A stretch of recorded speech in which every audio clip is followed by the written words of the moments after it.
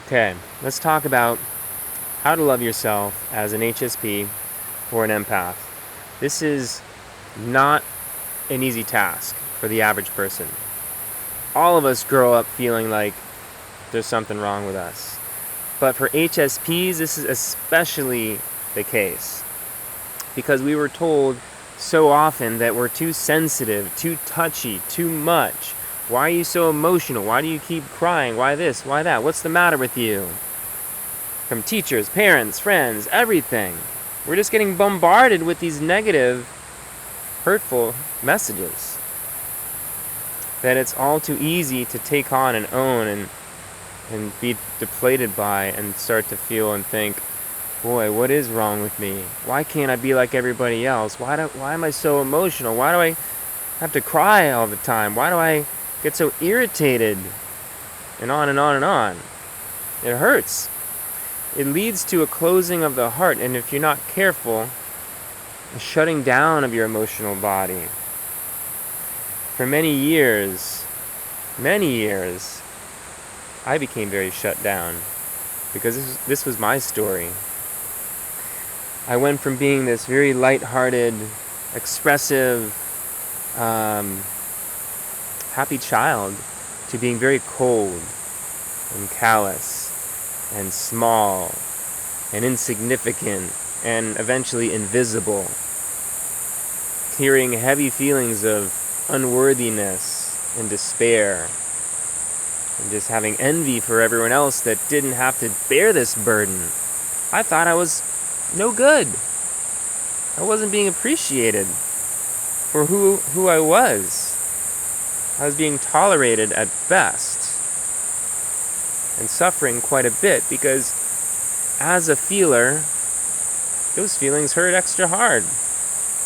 So it's been one of the biggest journeys of my life to get to a place of self-acceptance, to love myself deeply for who it is that I truly am. And it's done everything for me. It's allowed me to boost my self-confidence tremendously, have a strong sense of self-esteem and self-worth, and to just be happy and at peace in my life. When before, it was anything but that. It was nothing but turmoil and pain. So, how is that possible? How did I do this, and how can you do this? Well, there's a few things to consider here. One is changing your life in certain ways. Because one thing I realized was that I was in the wrong environment. I was spending time with the wrong people, and they didn't appreciate who I truly was. I was hanging out with friends and others that didn't think it was cool to talk about their feelings or show their emotions or think really deeply about life. So one thing to consider is, who is it that you're spending your time with? Do you have friends that are also sensitive people? Do you have people in your life that appreciate you for who you truly are? Because if you don't, there's a good chance you're not expressing those parts of yourself.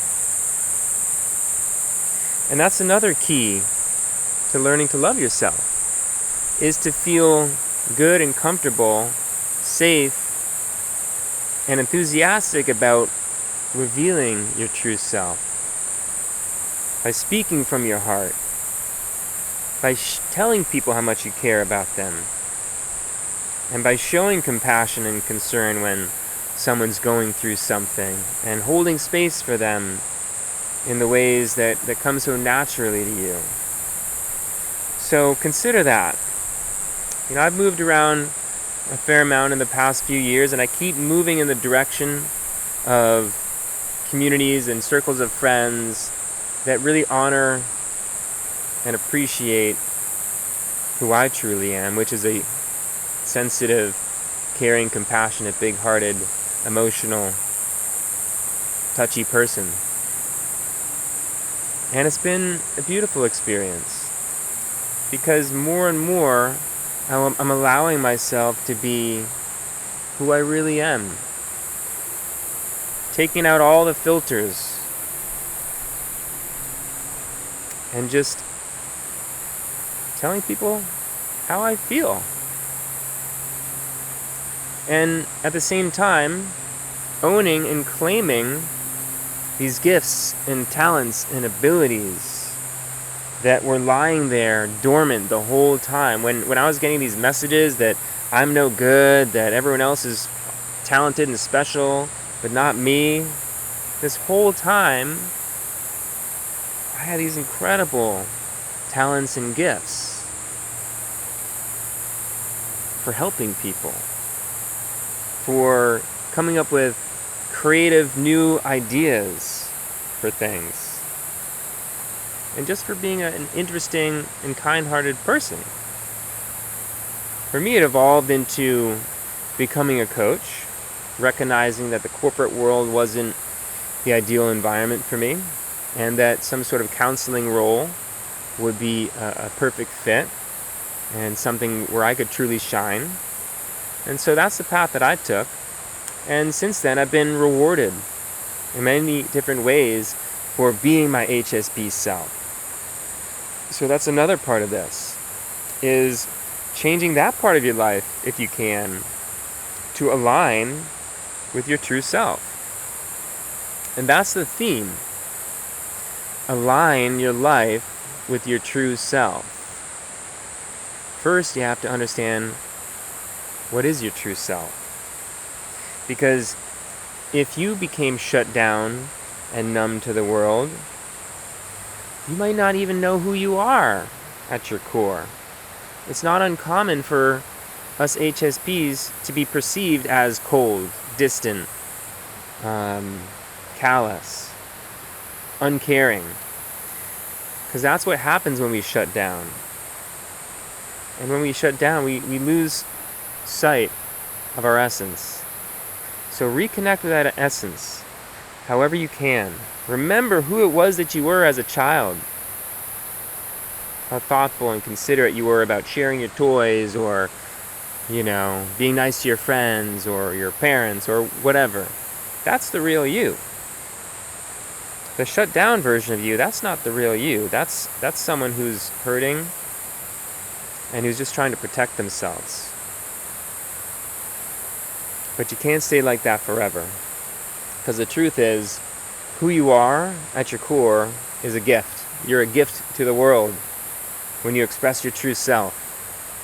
And that's what the world really needs right now, is more big-hearted, compassionate, intuitive, deep people to express themselves, to lighten the load of others, to bring more warmth into these environments, and to offer a helping hand.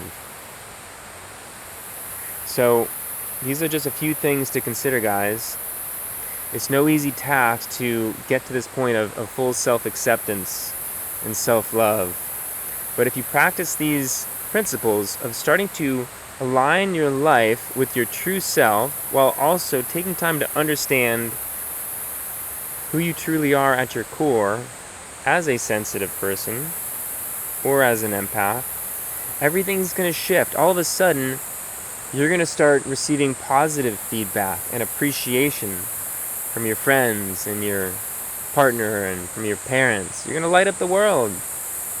And all that light that you're going to shine out into the world is just going to come right back to you. And that's one thing to remember. That's how it works. So it starts here. It starts with you learning to shine that light. And being mindful that not everyone's going to understand how to reflect it back to you. Not everyone's going to be capable of reflecting it back to you. Often that's a sign of someone else who's also closed off. And don't be surprised if you've attracted closed off people in your life if you've been closed off. So do an inventory of your friends and your relationships. Take stock and make some changes if necessary. Change your work, change your job, change your career. Whatever it takes. If you know that you're out of alignment in any one of these important domains, it's going to keep you stuck. And if you need help with any of this, let me know. Because it's really important to find that alignment. And there are places and people that are waiting to see you shine as the beautiful, amazing person that you are. I ended up moving here to Costa Rica because I felt so strongly about this, and I found a beautiful community of kind-hearted, open people here where I can really be my true self. And it just gets better and better and better the more I open up. It's been a continual process that I've been on for years. I'm learning how to open up. And guys, I was so closed, you have no idea. I was unrecognizable just a few years ago compared to where I am now. So just take one step at a time. It's not going to happen overnight, and that's okay.